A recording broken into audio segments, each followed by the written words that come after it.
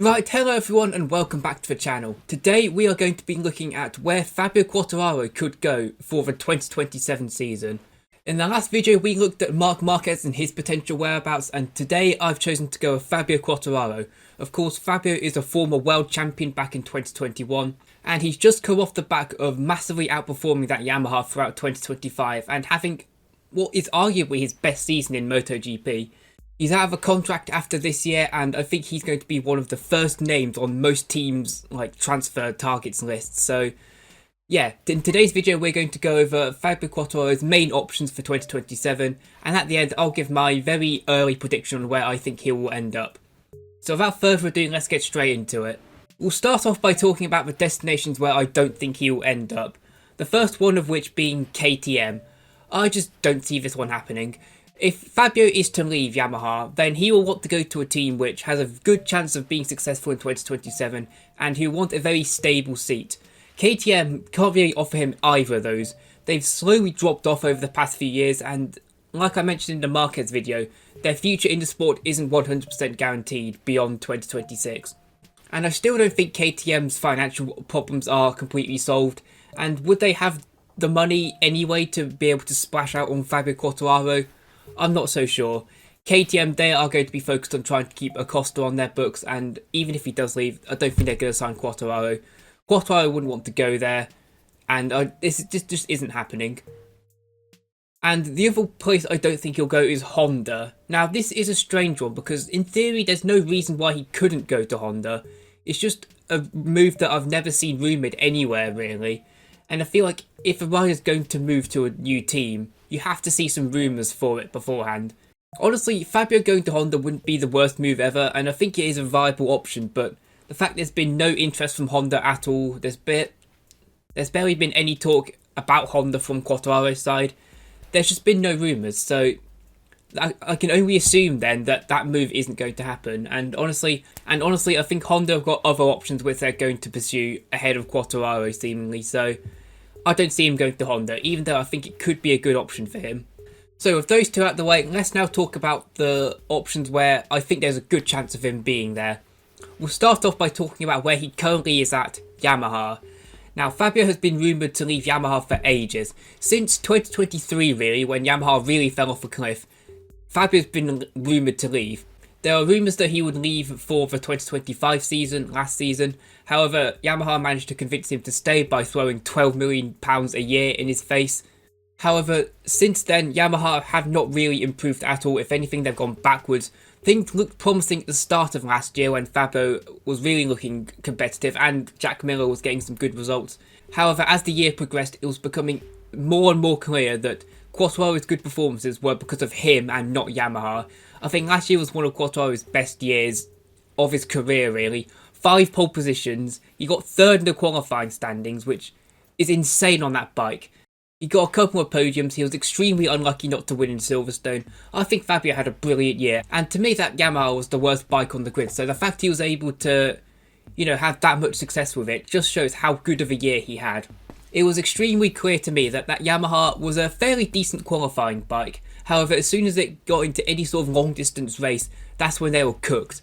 At pretty much every single race, Fabio Quartararo was just a sitting duck, and he had nothing to fight with.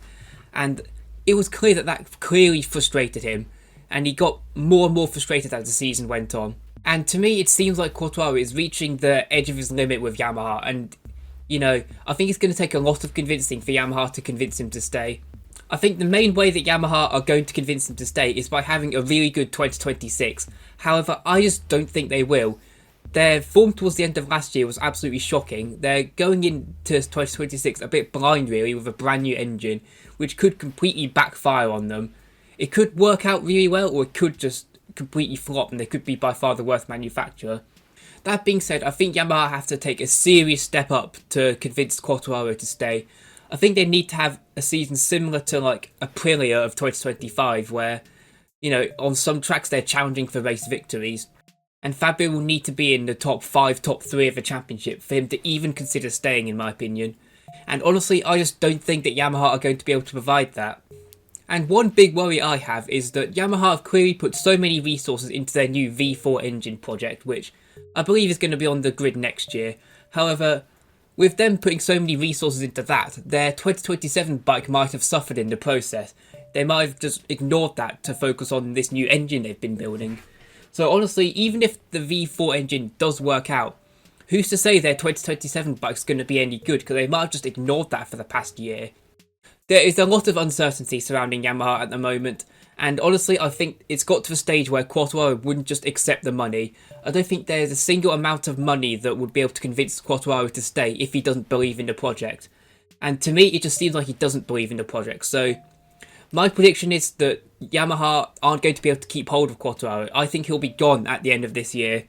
So, if he does leave, where would he go? He's got two main options really. We'll start by talking about Aprilia. Aprilia is one of the main manufacturers being linked with Fabio at the moment, and I've seen rumours that apparently negotiations between the two have already started. And this would be a great option in my opinion. Aprilia have done amazingly well in the past few years. I believe they have the smallest team and smallest budgets of any manufacturer on the grid. And to be able to end last season as the fastest manufacturer on the grid was seriously impressive. And at the moment, they seem like the only way is up for them at the moment. I don't see any reason why their upward trajectory can't continue in 2026. And if they are the best manufacturer on the grid next year, that would be extremely enticing for Fabio Quartararo. There was a lot of rumours that Aprilia tried to sign Fabio for the 2025 season. However, Yamaha were able to keep him because they offered pretty much triple what Aprilia allegedly offered him. But like I said, I don't think Fabio will chase the money this time, so I think if Aprilia went in for him, there's a good chance they'll be able to get their man this time round. There's two main problems in my opinion with Aprilia though. The first, the big one really, is the fact that Aprilia already have two very good riders on their books. Marco Bezzecchi had a brilliant 2025, and if he continues that, Aprilia will want to keep hold of him beyond 2026. And Jorge Martin is a world champion. He had a disastrous 2025, but he will be looking to bounce back in 2026, and he can't be a world champion without being extremely talented. I think Jorge Martin will have a very good year next year. He'll bounce back strong. Whether he'll beat Bezzecchi is another question, but that's a story for another day. My point is that Aprilia already have two very strong riders on their books, and Massimo Rivola has said in the past that he wants to keep both of their riders for the 2027 season. He said their dream scenario is that both Martin and Bezzecchi sign new contracts beyond 2026. So if Aprilia's wish does come true, then Quartararo wouldn't have anywhere to go in Aprilia because I don't see him going to the Trackhouse team. However, whether Aprilia will be able to sign Bezzecchi and Martin, I'm not so sure about. Bezzecchi, I think there's a very good chance he stays. He seems very happy on that Aprilia at the moment, and unless another manufacturer comes in with a huge paycheck to sway him away, I don't see why he would leave. Jorge Martin, on the other hand, I am very doubtful. He already tried to leave for this season, and my thought process is that even if he has a good season next year, I still think he'd probably want to move away. I don't know, my thinking is that Martin is going to be a lot harder to convince to stay than Bezzecchi will be. And I do think that there is a good chance that a spot will open up at Aprilia. Because, honestly, who knows with Jorge Martin? And if a space does open up, I fully believe that Aprilia will go gung-ho on trying to get Quartararo in.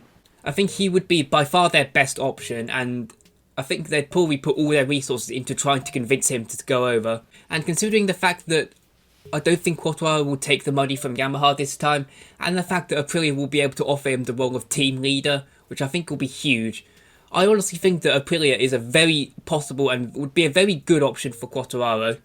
My other problem surrounding Aprilia is that if they do have the lowest budget and the smallest team member, they might struggle to make a good 2027 bike.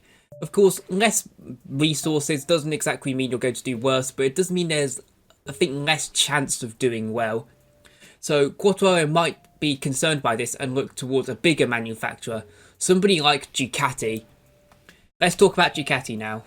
For me, Ducati is a complete wild card in this saga because I have no idea what they're going to do. I think the odds of Quartararo going there depend massively on what Ducati decide to do with their factory riders. Because realistically, if Quartararo goes to Ducati, or any team really, it's going to be to the factory team. He's not going to accept a satellite team. And I think for Ducati it depends entirely on what they decide to do with Marquez and Bagnaia. Because of course, a bit like Aprilia really, if Ducati decide to not make any changes to their factory squad, then I don't see why Quartararo would go there. I don't think he'd accept going to the Gresini or VR46 teams. However, my gut feeling is that a space will open up at Ducati.